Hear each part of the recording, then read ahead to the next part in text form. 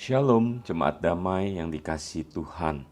Kita jumpa lagi dalam Sapaan Damai Sejahtera hari ini, Sabtu 4 Februari 2023. Saya berdoa biarlah setiap kita di dalam anugerah Tuhan, kita boleh melewati bulan Januari dan sekarang kita sudah berada di bulan Februari. Saudaraku yang dikasihi Tuhan, kurang lebih 2 minggu yang lalu, saudara kita dari suku Tionghoa merayakan Tahun Baru Imlek. Dan pada hari itu, di hari Minggu, di dalam sebuah ibadah di sebuah gereja, saya menyaksikan dan mungkin Bapak Ibu Saudara juga menyaksikan dalam sebuah video WhatsApp yang cukup viral di mana sebuah gereja menyelenggarakan ibadah dengan sebuah prosesi arak-arakan dengan membawa hiu masuk ke dalam gedung gereja dan juga ada acara-acara yang bernuansa Tionghoa. Misalnya dengan barongsai dan sebagainya.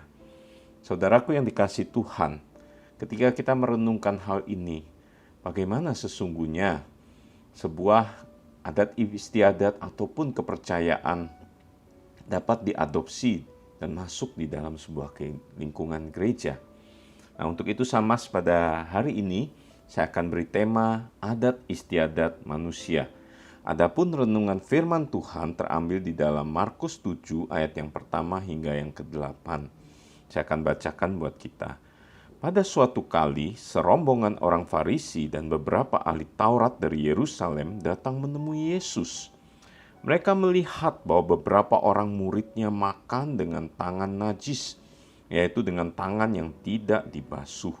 Sebab orang-orang Farisi seperti orang-orang Yahudi lainnya tidak makan kalau tidak melakukan pembasuhan tangan lebih dulu, karena mereka berpegang pada adat istiadat nenek moyang mereka.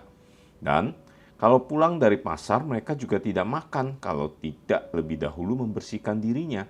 Banyak warisan lain lagi yang mereka pegang, umpamanya hal mencuci cawan, kendi, dan perkakas-perkakas tembaga.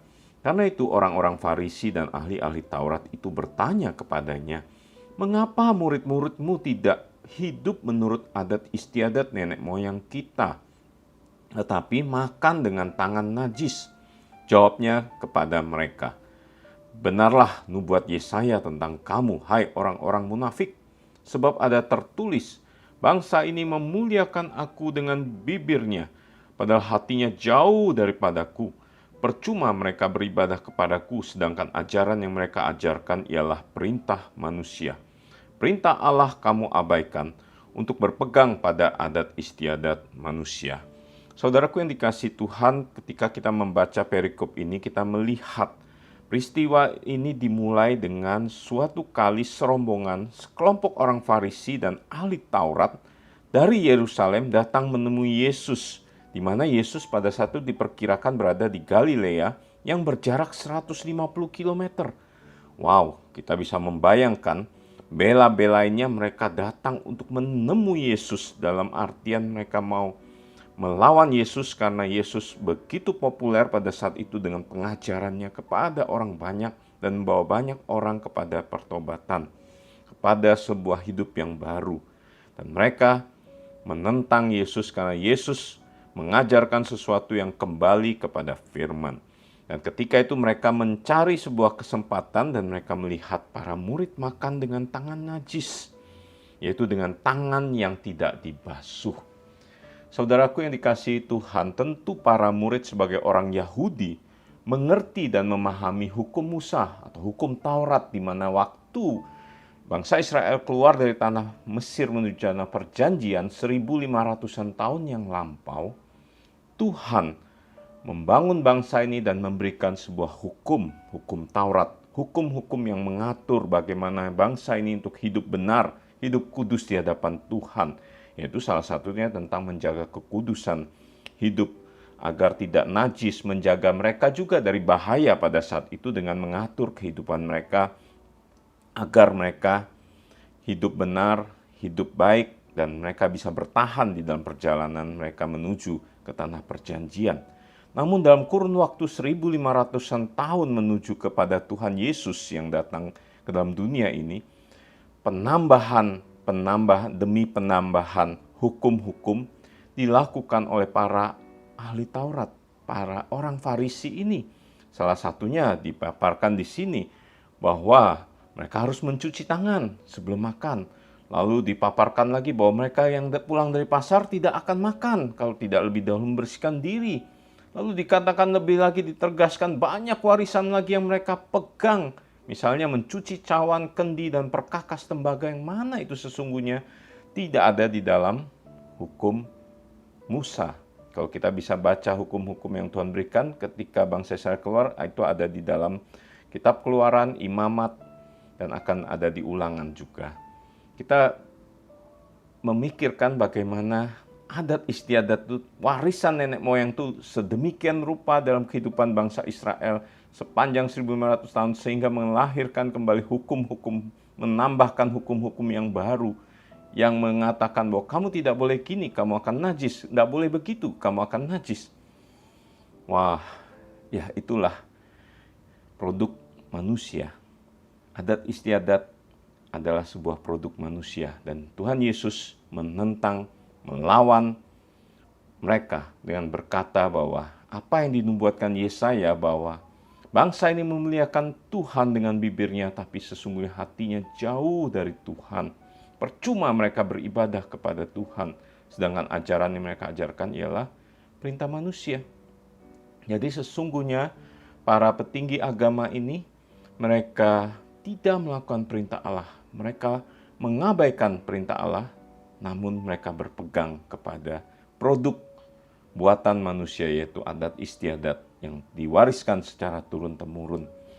Saudaraku yang dikasihi Tuhan, ketika kita melihat ini, lalu bagaimana sesungguhnya sikap kita ketika kita melihat warisan nenek moyang, adat istiadat yang sudah berlangsung dalam kehidupan sehari-hari kita yang ada di sekeliling kita. Seperti halnya contohnya tadi, dalam sebuah prosesi ibadah di sebuah gereja, bagaimana budaya atau kepercayaan Tionghoa, suku Tionghoa masuk ke dalam gereja. Ada 3 hal, saudaraku yang dikasihi Tuhan, ketika kita melihat, menyikapi ini. Yang pertama, produk budaya atau adat istiadat itu dapat diadopsi langsung. Jikalau itu benar, itu baik, misalnya tentang menghormati orang tua. Di dalam budaya Tionghoa ketika Imlek kita harus pai-pai, kita harus menghormati orang tua kita, kita harus menyatakan kasih kita kepada mereka. Dan juga bagaimana orang tua mengasihi anak-anaknya, menyatakan syukur, memberi angpau misalnya ya. Itu sesuatu yang baik. Walaupun kalau tidak ada uang, jangan dipaksa ya. Kalau beri angpau nggak perlu harus banyak. Yang penting katanya kertasnya untuk mengucapkan syukur gitu ya, bagi berkat. Lalu produk budaya yang kedua atau adat istiadat ini boleh kita memaknainya, lakukan yang kedua dengan memaknainya dengan makna yang baru.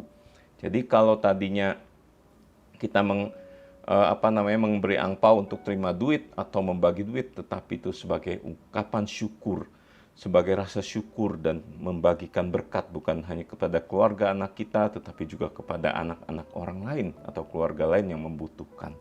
Lalu ada produk budaya yang ketiga, sikap kita adalah produk itu, adat istiadat itu perlu mengalami penebusan, karena itu memiliki sebuah akibat kejatuhan manusia dalam dosa, sehingga itu membawa sebuah pemberontakan kepada Allah, sebuah perlawanan kepada Allah. Nah, sehingga perlu mengalami penebusan terlebih dahulu oleh darah Yesus Kristus, perlu dikembalikan kepada kemuliaan Tuhan. Itulah saudaraku yang dikasihi Tuhan, 3 sikap kita ketika kita melihat adat istiadat. Kita belajar bagaimana Tuhan mengingatkan orang-orang Farisi dan ahli Taurat, bagaimana mereka menyikapi hidup mereka di hadapan Tuhan. Karena Tuhan tahu bahwa mereka melawan Tuhan sesungguhnya. Tetapi Tuhan meluruskan, menegur mereka untuk mereka kembali kepada perintah Allah, tidak berpegang pada adat istiadat manusia. Amin. Mari kita berdoa. Tuhan, terima kasih karena Engkau menghadirkan kami sebagai manusia yang berbudaya. Kami tinggal dalam kehidupan di mana ada warisan budaya nenek moyang, adat istiadat ataupun kepercayaan. Tuhan, biarlah kami mengambil sikap yang benar di hadapan Tuhan. Kami boleh mengadopsi sesuatu yang benar, kami memaknainya dengan makna yang baru, ataupun kami menyerahkan di dalam tangan Tuhan untuk mengalami penebusan oleh darah Yesus Kristus, sehingga kami tidak ditarik atau dihisap oleh kuasa-kuasa yang mencoba menjauhkan kami dari Tuhan.